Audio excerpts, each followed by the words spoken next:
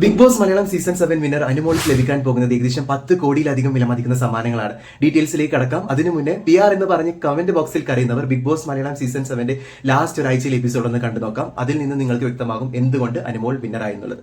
Big Boss Malayalam season 7 വിജയിച്ചതിലൂടെ അനുമോൾക്ക് ലഭിക്കാൻ പോകുന്നത് ഏകദേശം 42.5 ലക്ഷം രൂപയാണ്.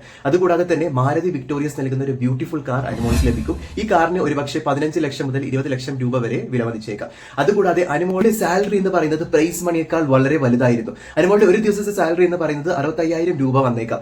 അത് ഒരു 100 ദിവസത്തേക്ക് കൂട്ടുകയാണെങ്കിൽ ഏകദേശം 65 ലക്ഷം രൂപ അനുമോളിന്റെ സാലറി ആയി ലഭിച്ചിട്ടുണ്ടാകും. അതുകൂടാതെ അനുമോളിന് ഇപ്പോൾ വന്നിട്ടുള്ള ഏറ്റവും വലിയ ഓഫർ എന്ന് പറയുന്നത് ദുബായിലെ പ്രമുഖ ബിൽഡേഴ്സ് അനുമോൾക്ക് 10 വർഷത്തേക്കുള്ള ഗോൾഡൻ വിസ കൊടുക്കാൻ തീരുമാനിച്ചിരിക്കുന്നു. അതുകൂടാതെ അവരുടെ തന്നെ ഏറ്റവും ബ്യൂട്ടിഫുൾ ആയിട്ടുള്ള ഒരു വില്ല, അതിൽ ഏകദേശം 4 ബെഡ്റൂമുകളാണ് വരുന്നത്.